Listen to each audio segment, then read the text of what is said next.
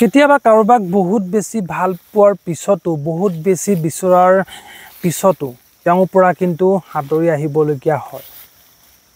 নমস্কাৰ, মই বিকাশ আৰু আপোনালোকে চাবলৈ আৰম্ভ কৰিছে বিকাশ ডায়েৰিজ। চাওক, আজি আমি এনেকুৱা কিছুমান সম্পৰ্কৰ কথা আলোচনা কৰিম, যিটো সম্পৰ্ক আপুনি বাৰে বাৰে ধৰি ৰাখিবলৈ চেষ্টা কৰাৰ পিছতো কিন্তু নিজে সেই সম্পৰ্কটোৰ পৰা আঁতৰি আহিবলগীয়া হয়।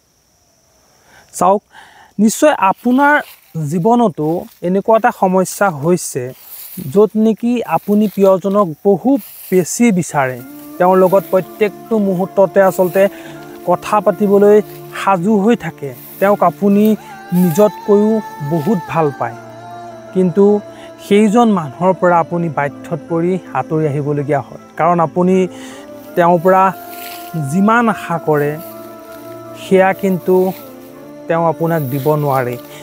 বাৰে বাৰে তেওঁ আপোনাক এভইড কৰি থাকে, প্ৰত্যেক মুহূৰ্ততে আপোনাৰ পৰা তেওঁ আঁতৰি যাব খোজে, আৰু তেতিয়াই নিজৰ আত্মসন্মানৰ কথা ভাবি সেই সম্পৰ্কটোৰ পৰা আমি আঁতৰি আহিবলগীয়া হয়, যিটো নেকি কোনেও নিবিচাৰে। কাৰণ এটা সম্পৰ্ক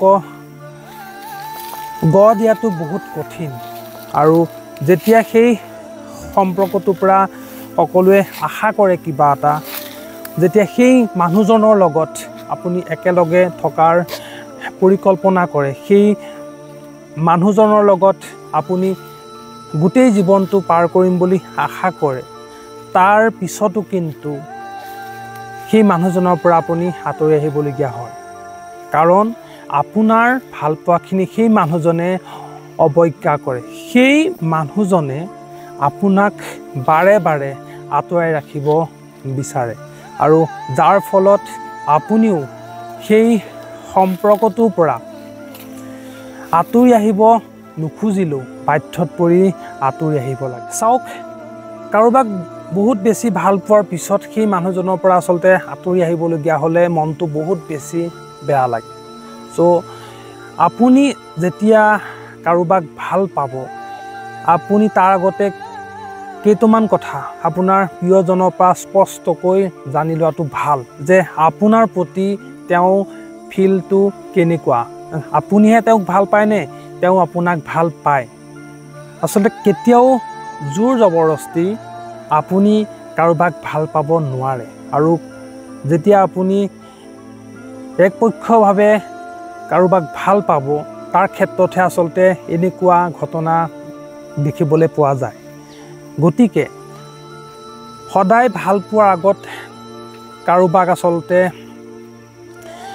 নিজৰ কৰি লোৱাৰ আগত সদায় কেইটামান কথা জানি ল'ব, যে তেওঁ আপোনাৰ বাবে কিমান মনোযোগী, নে আপুনি তেওঁক বাধ্য কৰাইছে আপোনাক ভাল পাবলৈ। চাওক, যে কোনো এটা সম্পৰ্ক জোৰ জবৰদস্তি কিন্তু কৰা নাযায়, আৰু যেতিয়াই আপুনি আপোনাৰ সন্মুখৰজনক বাধ্য কৰিব ভাল পাবলৈ, তেতিয়া কিন্তু শেষত আপুনিহে আঘাত পাব। কাৰণ আপোনাক যদি তেওঁ সঁচা মনেৰে ভাল নাপায়, আপোনাৰ কথামতে গৈহে যদি আপোনাক বাধ্যত পৰি ভাল পায়, তেতিয়াহ'লে তেওঁ আপোনাৰ পৰা আঁতৰি যাবলৈকে চেষ্টা কৰিব।